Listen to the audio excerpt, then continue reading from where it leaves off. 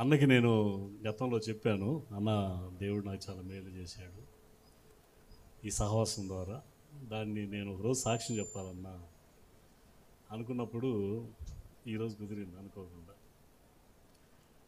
ఒకరోజు అన్న ఫోన్ చేసి, ఏందయ్యా మరి సాక్ష్యం సంగతి ఏంది అని అంటే, ఖచ్చితంగా చెప్తాను అన్న అని చెప్పి 3 రోజులు ఎలా చెప్పాలి, అసలు ఎట్లా ప్రారంభించాలి అనేది మొదలైంది. మాకేందంటే సేవకులుగా మాకున్న బలహీనత ఏంటంటే, రెఫరెన్స్లు తీసుకొని వాక్యం చెప్పమంటే చెప్పుకుంటూ వెళ్ళిపోతాం. సాక్ష్యాలు ఎవరైనా చెప్తుంటే వింటుంటాం. ఇప్పుడు మనమే సాక్ష్యం చెప్పాలంటే కొద్దిగా కష్టం అయిపోయింది. అయినా కూడా నేను దేవుని సన్నిధిలో కూర్చొని ఎలా ప్రారంభించాలి ప్రభువా దీన్ని, ఇక్కడ జరిగిన మేలులు నేను అనుభవించాను, వాటిని మాత్రమే నేను చెప్పాలి అని దేవుని సన్నిధిలో నేను ప్రార్థన చేస్తున్నప్పుడు నా తలంపుకు వచ్చినటువంటి సంఘటన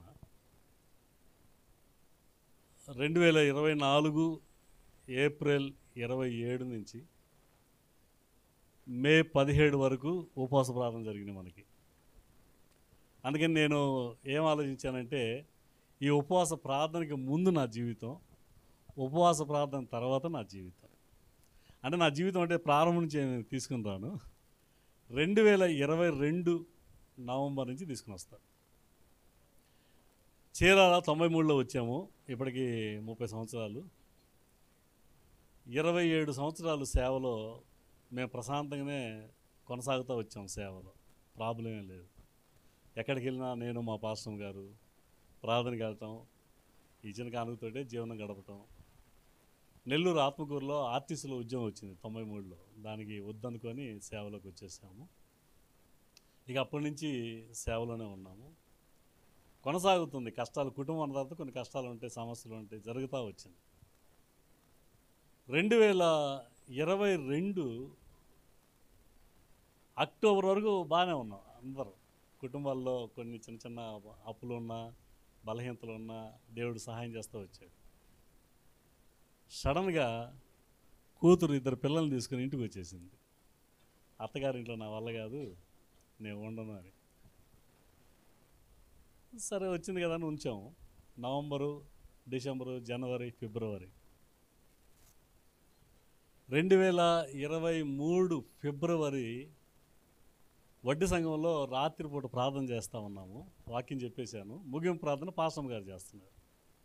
చేస్తా ప్రార్థన ఆపేసింది. నేను అనుకున్నాను ఫీల్ అవుతుందేమోలే అని ఒక నిమిషం కళ్ళు మూసుకొని అలాగే ఉండి, తర్వాత ఏంది అసలు చెప్పట్లేదని చూస్తే ఈ కాలు చేయి పడిపోయింది, మూతి వంకరపోయింది, మాటలేదు. సడన్గా పక్షవాతం వచ్చేసింది. ఏం చేయాలో అర్థం కాలేదు మా పాస్టర్ గారికి. ఇక అక్కడి నుంచి తీసుకొని హాస్పిటల్కి వెళ్ళాము. హాస్పిటల్లో 5,000 రానుపోని ఛార్జీలు మొత్తం కలిపితే 6,000. మాకు వచ్చే కానుకలు ఎవరైనా ఇస్తే ఏంటంటే 20 రూపాయలు, 50 రూపాయలు అలా ఇస్తారు. ఇలాంటి మూమెంట్లో 6,000 మినిమం కావాలి, కుటుంబం కాకుండా, కరెంటు బిల్లు కాకుండా. సడన్గా ఒక తుఫానులాగా ఇంట్లో ఒక సంఘటన జరిగిపోయింది. సరే మేమేం చేసామంటే, సరే కూతురు ఉంది కదా టయానికి, ఏమన్నా అన్ని బాగులు చూసుకుంటుందిలే, దేవానికి వందనాలు అనుకొని మేము మందులు తెచ్చుకుందామని బయలుదేరే టైంలో కూతురు ఏం చేసిందంటే, అంటే నవంబర్లో వచ్చింది, ఫిబ్రవరి మార్చిలో ఏం చేసిందంటే, మా ఆయనకి వండి పెట్టేవాళ్ళు లేరు, నేను వెళ్ళిపోవాలని వెళ్ళిపోయింది. ఏడు పరిచయం చేసేవాళ్ళు లేరు. కొద్ది మనసు కష్టం వేసింది. ఏడన్నా కూతురు పరిగెత్తుకుంటూ వచ్చి సేవ చేస్తారు, మనకేంది రివర్స్ అయింది కేసు. ఈ టైంలో 28 సంవత్సరాల కొడుకున్నాడు. వాడు సరిగా ఉండడు, లోకరీతిగా ఉంటాడు, ప్రార్థనలో ఉండడు అసలుకి. ఏమన్నా అన్నామంటే రివర్స్ అవుతారు, ఎదురు తిరుగుతారు. అందుకని నేను లైట్ తీసుకున్నాను. అలాంటి వాడు సడన్గా ఈమెను పెట్టుకొని నేను ఎట్లా పరిచయం చేయాలని నేను అనుకుంటా ఉంటే, కూతురేమో వెళ్ళిపోయింది, ఇక నాకు తప్పదు, వీడేమో ఇంట్లో ఉండడు అనుకున్న టైంలో గబగబా వచ్చి పెద్ద బ్యాగ్ సర్దుకొని, డాడీ నేను పని ఎత్తుక్కుంటానికి వెళ్తున్నానని గుంటూరు వెళ్ళిపోయాడు వాడు. నేను ఒక్కడనే ఉన్నా ఇంట్లో. పసిపిల్లవాడికి ఎలా చేయాలో అలా చేయాలి, ఆమెకి అన్నీ చేయాలి. ఒంటరితనం, నిస్సహాయ స్థితి. నేను మా పాస్టర్ గారు ఒక ఇంటికి ప్రార్థనకి వెళ్తాం, చాలా ఇల్లు వెళ్తాము, ఒక ఇంటి గురించి చెప్పడానికి చెప్తున్నా. అలా వెళ్తున్న క్రమంలో ఒక ఇంటికి వెళ్తాం. వాళ్ళు గజిటెడ్ ఆఫీసర్లు, వాళ్ళకి ₹1,00,000 1,20,000 అలా జీతాలు వస్తాయి. కానీ వాళ్ళు ఏం చేస్తారంటే ప్రతి బుధవారం వెళ్తాం వాళ్ళ ఇంటికి, ₹50 కానికిస్తారు నెలకి, వారం కాదు నెలకి ₹50 ఇస్తారు. 2-3 సందర్భాల్లో నేను అనుకున్న ఆలోచనలు ఉన్నాయి, ఇంత శాలరీ వస్తుంది ₹50 ఇస్తారు అనుకున్న సందర్భాలు కూడా ఉన్నాయి. కానీ ఆ ఇంటిని వదిలిపెట్టేవాళ్ళం కాదు. ప్రార్థనకి మా దేవుడిచ్చాడు, మనం వెళ్ళాలి అని. ఎప్పుడైతే పాస్టర్ గారికి ఇట్లా అయిపోయిందో, పరిచయకి నేను వెళ్ళడం లేదు, ఇంట్లో సరిపోయింది. ఇక మీకు తెలియదు ఏముంది, ఉదయం నుంచి చీపురు పట్టామంటే ఇక రాత్రి పడకేసేవరకు మొత్తం ఇంట్లో మొత్తం మనమే ఇంక అన్నీ. ఈ ట్రైనింగ్ బాగా జరిగింది నాకు. ఈ క్రమంలో ఇప్పుడు నాకు ఆలోచన ఏంటంటే, కూతురు వెళ్ళిపోయింది, కొడుకేమో అటు వెళ్ళిపోయాడు, నేనేమో పరిచయకి వెళ్ళడానికి లేదు, ఉన్న ₹20 ఇచ్చేవాళ్ళు లేరు. ఏంది పరిస్థితి? 6,000 కట్టాలి ఆమెకి, కరెంటు బిల్లు కట్టాలి, ఇంట్లో ఇబ్బంది, సరే ఇంట్లో జరగాలి కదా. ఇలాంటి క్రమంలో కూర్చొని ప్రార్థన చేసుకుంటా కళ్ళమని నీళ్ళు కనీసం 10 నెలలు వచ్చినాయి నాకు. అంటే నేను ఎక్కువగా ఆమెకు బాగాలేనందుకు ఫీల్ అవ్వలేదు, కానీ ఎదిగిన పిల్లలు సపోర్ట్ లేదే అనేది ఒకటి, ఫైనాన్స్గా కష్టమైపోయింది. ఇలాంటి సమయాల్లో ఒక ఇల్లు చెప్పాను కదా, ₹50 ఇస్తారు నెలకని, ఆవిడ ఫోన్ చేసింది, అన్న నువ్వు కుమారి ఒకసారి రండి ప్రేయర్కి అంటే. నేను వచ్చి ప్రేయర్ చేస్తానమ్మా, కుమారి రాదు. అదే ఏమైందన్నా, ఆ అమ్మాయికి ఎలా వచ్చి ఒర్రు ఎంత పని జరిగిందన్న, మరి ఎట్లా చేస్తున్నావు, పరిచయం అయిందంటే ప్రార్థన చేస్తున్నాను అన్న. ఆ స్పాట్లోనే 5 నిమిషాల్లో 6,000 పంపించింది, ఫోన్పే చేసింది. ఫోన్పే చేస్తే ప్రతి నెల 6,000, ప్రతి నెల 6,000. ఈలోపు 10 నెలల్లో ఈవిడ బాగైపోయింది. సరే వచ్చిన ఈ 6,000 మందులకి అయిపోతున్నాయి, ఇంట్లో కొద్ది కష్టం అయిపోయింది. దానికోసం ఏం చేశానంటే, వాళ్ళని ఒక 2,000, వాళ్ళని ఒక 3,000 అట్లా అప్పు అడిగి 50,000 అప్పు అయింది. పరిస్థితి అంతా తారుమారైపోయింది, పిల్లల మీద విరక్తి కలిగిపోయింది. భార్యను చూసుకున్నాను. డాక్టర్ దగ్గరికి వెళ్ళిన తర్వాత ఆయన అన్నాడు, మేము ఇచ్చిన మెడిసిన్ కంటే కూడా నువ్వు చేసిన పరిచర్యే చాలా గొప్పది, తొందరగా కోలుకుంది, అసలు కోలుకోరు పక్షవాతం వస్తే, ఏడు కోలుకుంది అని అన్నాడు. ఇక అక్కడి నుంచి బాగానే ఉన్నాం. సడన్గా పాస్టర్ గారు డల్ అయ్యారు. మళ్ళీ ఏందమ్మంటే చెప్పదు. తర్వాత ఒక కుటుంబ ప్రార్థనకి వెళ్తే, అదే రోజు అడిగిన రోజు సాయంకాలం కుటుంబ ప్రార్థన, ఆ కుటుంబ ప్రార్థనకి వెళ్తే ఆవిడ మాట్లాడుతుంది నాతోటి. ఏమని మాట్లాడుతుందంటే, నాకు కూడా అలాగే వచ్చిందయ్యా, కానీ నా మనవళ్ళు ఉండటం వల్ల నేను మాట్లాడుతూ వచ్చాను, అందుకని నాకు మాటలు వచ్చేసినాయి, మనవళ్ళు ఉండటం వల్ల సంతోషంతో నాకు ఆరోగ్యం కూడా బాగా వచ్చేసింది, ఈ మాట మీ ఆవిడికి చెప్పానని చెప్పింది ఏమో. ఇప్పుడు ఏం చేయాలా, కొడుకు పెళ్ళి కాలేదు, కూతురికే పెళ్ళి, 2 పిల్లలు. ఇప్పుడు ఈ లెక్కలో ఇప్పుడు ఎవరు రావాలా? నేను పలకను, తల్లికి ఎలా ఉంటే వెళ్ళిపోయింది, ఆ పిల్లతో మనం పలికేదేందని మాట్లాడటంలా. పరిస్థితి ఆ తారుమారైపోయింది. సరే ప్రభుని అడిగాను, ప్రభు నా వంతుగా నేను న్యాయంగా ఉంటాను, తర్వాత ఆమె ఇష్టం, ఆమెకి అలా చేసిందని నేను పలకను, ఆమె అలా దిగులు పెట్టుకుంటే మనకెందుకని ఫోన్ కలిపాను. ఏమని కలిపానంటే, అమ్మతో పిల్లల్ని మాట్లాడి ఏమంటా అన్నానో అతక్కపోయారు బాగా. ఇక కూతురు వచ్చి వెళ్తే కానీ ఊరుకొని అన్నట్టుగా ఉంది. ఇప్పుడు మధ్యలో మన మే నెలలో వచ్చి వెళ్ళిపోయింది. ఈ కష్టాల్లో అప్పులు చేస్తూ ఉన్నాను. 6,000 దేవుని ఆమె వల్ల పక్షవాతం మందులు అన్నీ వాడుకుంటా సరిపోయింది. ఇది జరుగుతూ ఉంది. ఈ జరిగే క్రమంలో ఏప్రిల్లో ఉపవాస ప్రార్థన ఉందయ్యా, 40 రోజులు ఉంటుంది, నువ్వు కూడా ఒకరోజు వాక్యం చెప్తాను. ఆ రోజు నేనేమనుకున్నానంటే, నాకున్న కష్టాలకి, నాకున్న వ్యక్తిగత బాధలకి ఈ ఉపవాస ప్రార్థన అన్నబెట్టి వాక్యానికి పిలిచాడు, కానీ సంఘంతో కలిసి నేను కూడా ఉపవాసం ఉండాలి 21 రోజు అని తీర్మానం చేసుకున్నాను. ఇక్కడ రెండింటికి అయిపోద్ది. నేను భోజనం చేయకుండా వెళ్ళిపోతాను. అన్న ప్రెస్ చేశాడు భోజనం చేయమని. లేదన్నా నేను ఇంటికి వెళ్ళినాక మళ్ళీ 3 మోదాకు ప్రార్థనలో కూర్చునేవాడిని. నాకున్న పరిస్థితి అలాంటిది. ఆ సంఘ సహవాసపు ఆశీర్వాదాలు నాకు కావాలి. ఇలాంటి క్రమంలో అప్పులు చేశాను, డబ్బులు లేవు. ఆ డబ్బులేమో అలాగ మందులకు అయిపోతున్నాయి. పరిస్థితి ఏంది, ఈ అప్పులు పెరిగిపోతే నా జీవితం ఏంది అని ఏడుస్తూ ఉన్నాను. మే 1వ తేదీ బైబిల్ ఎగ్జామ్ పెట్టారు ఒకటి. ఆ బైబిల్ ఎగ్జామ్లో ఏంటంటే వాళ్ళు కనుక పరీక్షలు పాస్ అయితే మేము క్లాసులు పెడతాము, 3500 మేము ఇస్తాం అని అంటే నేను రాద్దాం చూద్దాం. చాలా 40 గంటతో వాక్యాలు రాయాలి, 100 డాష్లు రాయాలి, 100 ఇంటులు రాయాలి, 100 టిక్కులు అలాంటివి రాయాలి, ఏబిసిలు రాయాలి. నా బ్రెయిన్ జరిగిద్దా? అయినా సరే నా పరిస్థితిని బట్టి నేను ఎగ్జామ్ రాయాలని ఎగ్జామ్ రాశాను. చిలకలూరుపేట వెళ్ళి ఎగ్జామ్ రాశాను. ఈలోపు ఉపవాస ప్రార్థన జరుగుతూ ఉన్నాయి. అక్కడి నుంచి ఒక ఫోను, నువ్వు సెలెక్ట్ కాలేదు అని. అంటే సెలెక్ట్ కాలేదంటే చూడకుండా 38 కంటత వాక్యాలు రాశాను నేను. సెలెక్ట్ ఎగ్జామ్లో నువ్వు 250కి 242 నీకు ఎగ్జామ్లో ఓకే, నీకు 50 దాటినాయి కాబట్టి నువ్వు అన్ఫిట్ అన్నారు. 50 లోపలే కావాలంట. గోరు చుట్టుపోయే రోగుల బండ్ల దవాలను పడింది. మనకు ఫైనాన్స్గా కొద్ది సపోర్ట్ ఉంటుంది అనుకుంటే సరే వస్తున్నాను. ప్రేయర్లో ఆ రోజు కూర్చున్నానే కానీ నా మనసు అంతా ఎట్లా ఉందంటే ఆర్థికంగా సపోర్ట్ వచ్చింది అనుకున్నది ఫెయిల్ అయింది. ప్రభా, ఈ ఉపవాస ప్రార్థనలో నువ్వేదో ఒక అద్భుతం చేయాలి. ప్రార్థన జరుగుతూ ఉంది. 10వ తేదీ దాటాం, మే 10వ తేదీ. మళ్ళా వాళ్ళే ఫోన్ చేసి, అయ్యా ఒక అతను చెప్పాడు, అతని వయసును చూడబాక అతని ఆసక్తిని చూడు, దాన్ని బట్టి ఇవ్వండి అని సార్ సెలెక్ట్ చేసుకున్నారు. నువ్వు సెలెక్ట్ అయిపోయావు అన్నారు. దేవుని స్తోత్రం. ఉపవాస ప్రార్థన వల్ల ఒక ఆశీర్వాదం అయింది, సెలెక్ట్ అయిపోయాను. జూన్లో 3500 తీసుకున్నాను ఇన్స్టిట్యూట్ తరఫున. జూన్లో 3000 లెక్కేసుకోండి, 3500. జూలైలో 3500, ఆగస్టులో 3500.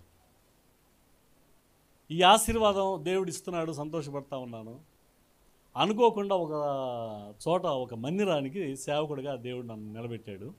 ఆడ ఎంతమంది వస్తారంటే 4 వస్తారు, 4 వస్తారు, ఇంకెవరు రారు. ఒక అతను 16 సంవత్సరాలు చేసి మానేశాడు, అవి తాటికి తట్టుకోలేక ఎట్లాగో. నేను అనుకున్నాను, ప్రభా అసలు ఒకసారి చెయ్యిరా, నీ నమ్మకాన్ని నేను చూస్తాను అన్నావా ఏమో, 4 ఇచ్చావు, నీకు వందనాలు ప్రభా అని ఆ 4 చెప్తా వచ్చా. సంవత్సరం రోజులు, సంవత్సరంన్నర అయింది. ప్రార్థన చేస్తూ ఉన్నాను. ఆ సంఘంలో ఒక అమ్మాయి ఉంది. ఆ అమ్మాయి సాఫ్ట్వేర్ ఉద్యోగం కోసం ఇంటర్వ్యూకి వాటికి వెళ్ళింది. చెప్పిందనమాట ఏప్రిల్లో, అన్నా ఇట్లా వెళ్ళాను, ఒకవేళ అది కనుక వస్తే నేను జాయిన్ అవుతాను మే నెలలో. ప్రార్థన చేద్దామమ్మా. సంఘంలో వచ్చేది 4. ఆ అమ్మాయి ఉద్యోగం వచ్చేసింది, వెళ్ళిపోయింది హైదరాబాద్. ఇంక 3 సంఘంలో. సరేలే దేవుడు ఎట్లా చేస్తాడులే అని మళ్ళీ కూర్చున్నా ప్రార్థనలో. ప్రభా, బైబిల్ క్లాస్లో నన్ను సక్సెస్ చేసావు, నీకు వందనాలు. ఏదో ఆ అమ్మాయి మాత్రమే కానుక 100 రూపాయలు వేసిద్ది, ఆ అమ్మాయి తురుమని వెళ్ళిపోయింది. నా పరిస్థితి ఏంది ప్రభా? సరేలే 3500 అసలు బెటర్ కదా, నీకు వందనాలు ప్రభా అనగానే జూన్ 1వ తేదీన 3650 రూపాయలు దశంభాగం పంపించింది ఆ అమ్మాయి. దేవుని స్తోత్రం. 3500 ప్లస్ 3600.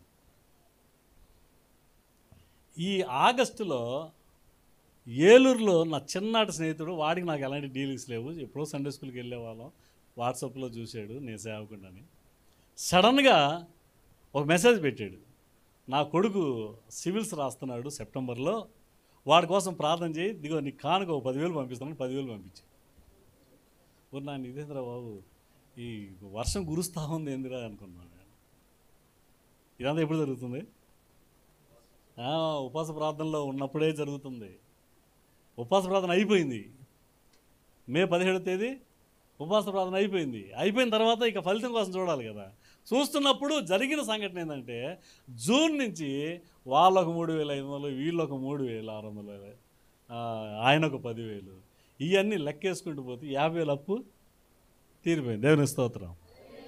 నేను అప్పుడు అనుకున్నాను, సంఘ సహవాసంలో ఉపవాస ప్రార్థనలో వాళ్ళు ఉంటున్నారు, మనం వెళ్ళి ఏదో డిగ్నిటీగా నిలబడి ఒక వాక్యం చెప్పి రావటం కంటే వాళ్ళతో కలిసి మనం కూడా ఉపవాసం ఉంటే ఫలితం అనుభవిస్తాము, ప్రతిఫలం ఉంటుంది. ఈ సాక్ష్యాన్ని నేను చెప్పాలి అన్నకే అనుకున్నాను.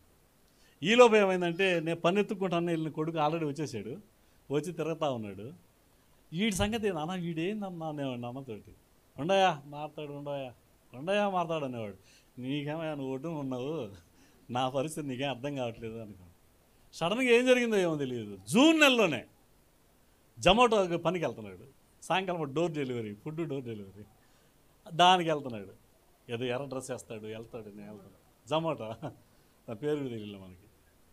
వెళ్తా ఉన్నాడు. ఏంది రోజుకి 50 రూపాయలు, వారంలో 200, 300 డబ్బులు. ఇప్పుడు నన్ను అడిగేది లేదు. ఎప్పటి నుంచి? జూన్ నుంచి నన్ను అడిగేది లేదు. దేవుని స్తోత్రం. వాడికి ఇవ్వాల్సిన 100 రూపాయలు, 200 కూడా జమ అవుతూ ఉంది. ఈలోపు మొన్న వెళ్ళాను హాస్పిటల్కి. డాక్టర్ గారు అన్నారు, బాగానే ఉందా? ఏం బాగానే ఉంది, ఓకే అని చెప్పి బిల్లు రాస్తే 2,000 మందులు రాశాడు. 6,000 మందులకి వస్తాయని 2,000 మందులు అయిపోయింది. ఎప్పుడైతే 2,000 మందులు రాశారు, ఈ 6,000 ఇచ్చాము ఆగిపోయింది. ఇంక లేదు కదా, దేవుడి కార్యాలు అలాగే ఉంటాయి కదా. వాడికి మందులకి 2,000 ఏడవ చోట ఇస్తారుగా. ఇక నేను ఇచ్చేది ఏంటో ఆపేశాడు దేవుడు. ఆమెపై అడుగుతావా, 6,000 ఇస్తావా అని అడుగుతావా? లేదు. మొన్న ఫోన్ చేసింది జూలైలో, అన్న ఎట్లా ఉన్నారన్నా, కుమార్ ఎట్లా ఉంది, ఒకసారి రాకూడదు? వస్తామమ్మా, ఖచ్చితంగా వస్తామమ్మా. సరే అన్న ఉంటానన్నా, పని ఉంది, అర్జెంట్కి వెళ్తున్నాడు. ఇక మనం అమ్మా అని అడిగే ప్రసక్తి లేదు. ఒకవేళ 6,000 అవసరమైతే దేవుడు ఆమెతోటే పంపించేవాడేమో. ఇప్పుడు 2,000 కట్టాలి నేను. 2,000 అంటే నాకున్న పరిచర్యకి 2,000 ఎవరైనా. ఇప్పుడు పరిస్థితి ఏంటంటే ఆ 2,000 రావాలి కదా. 2,000 రావడానికి దేవుడు ఏం చేశాడంటే, పాస్టర్ మనం నిలబెట్టి నా వెనక కూర్చోబెట్టాడు బండి వెనక. ఇప్పుడు ఏమవుతున్నాడు, ఇద్దరం వెళ్తున్నాం. ఎప్పటి నుంచి? ఉపవాస ప్రార్థన అయిపోయినప్పటి నుంచి. దేవుని స్తోత్రం, హల్లెలూయా. నేనేం చెప్పాలనుకుంటున్నానంటే, నా అనుభవం, వ్యక్తిగత అనుభవంలో నేను పడిన మానసిక క్షోభ, నేను నిద్రపోయిన రోజు చాలా తక్కువ, ఏడవటమే ఎక్కువ, ఒంటరితనం అయిపోయింది. ఎవరికి చెప్పుకోలేను. అన్నకి చెప్పేశానులే అన్నీ. ఎలాంటి పరిస్థితి అంటే చెప్తున్నాను, ఇంతవరకు చెప్పలేదు అన్నకు కూడా. ఎలాంటి పరిస్థితి అంటే, వెళ్ళేటప్పుడు అన్న కానుకిచ్చేవాడు. వెళ్తా సంతూర్ సోపులు ఒక 2, పేస్ట్లు ఒక 2 కొనుక్కొని వెళ్ళిపోయేవాడిని ఇంట్లోకి, అవసరం కదా. ఇక అప్పుడు ప్రిపేర్ అయ్యా. అన్న ఇచ్చిన కానుక సోపులు ఒక నెల వస్తాయి, ఇద్దరమే కదా, నెల వస్తాయి. కొడుకు హెల్ప్ నా దగ్గర నుంచి తీసుకోవట్లేదు, వాడే చేస్తున్నాడు. దశం భాగం ఇస్తున్నాడు, వారానికి 200 దశం భాగం ఇస్తాడు. వాళ్ళ అమ్మకి టిఫిన్లు తెస్తాడు, పాల ప్యాకెట్లు తెస్తాడు. నేనేం అడగల ఇట్లా చేయరా అని. ఈ ఉపవాస ప్రార్థన ఏం చేసిందంటే వాడిని మార్చి. ఇంకా ట్విస్ట్ ఏందనంటే, నిన్న 29వ తేదీ మా అమ్మని చూడాలి, మా అమ్మకి పరిచయం చేయాలని కూతురు వచ్చింది. దేవుని స్తోత్రం. పశ్చాత్తాపంతో వచ్చింది. వచ్చి కూర్చొని ఉంది, నేను 2 నెలలు చేసి వెళ్తాను అంటే. అయిపోయినాక నువ్వు చేసేది అమ్మ, మొత్తం నేను చేశాను కదా అంటే. డాడీ ఊరుకో డాడీ, నేను ఏదో ఉండాలనుకున్నాను కదా మమ్మీతోటి. కథ సుఖాంతం అయిపోయింది. అందుకని అన్నతోటి నేను చెప్పాను, అన్న 10 నిమిషాలు నాకు ఒక అవకాశం ఇస్తే ఏదో సాక్ష్యం చెప్తాను. ఆ సాక్ష్యం వల్ల నేను చెప్పాల్సిన సాక్ష్యం దేవుడు నాకు మేలు చేశాడని కాదు, సంఘంలో కూడా ఉపవాస ప్రార్థనలో నెల జరిగే కుటుంబ ఆశీర్వాద ప్రార్థనలో ఉంటే ఖచ్చితంగా కుటుంబంలో ఆశీర్వాదాలు జరుగుతాయని నేనే రుజువు. అందుకని నేను సాక్ష్యం చెప్తానని అన్న పర్మిషన్ తీసుకున్నాను. ఈ అవకాశం ఇచ్చిన అన్నకి వందనాలు. నా సాక్ష్యం విన్న మీ అందరికీ వందనాలు తెలియజేస్తున్నాను.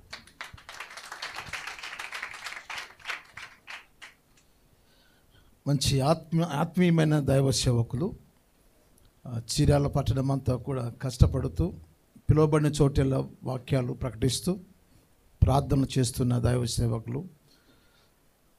మనం ఉపవాస ప్రార్థనలో ఉన్నాం. మనల్ని బట్టి దైవ సేవకులు కూడా ఉపవాసం ఉండి బహుగా దీవించబడ్డారు. ఆ సాక్ష్యం విని నేను చాలా సంతోషిస్తూ అవకాశం ఇచ్చాను. తన జీవితంలో మరుపురాని కార్యాలు దేవుడు జరిగించినందుకు నేను ప్రభువును స్తుతిస్తూ ఉన్నాను. ఒకసారి దేవునికి స్తోత్రం చెప్తాం. హల్లెలూయా, ప్రైజ్ ది లార్డ్.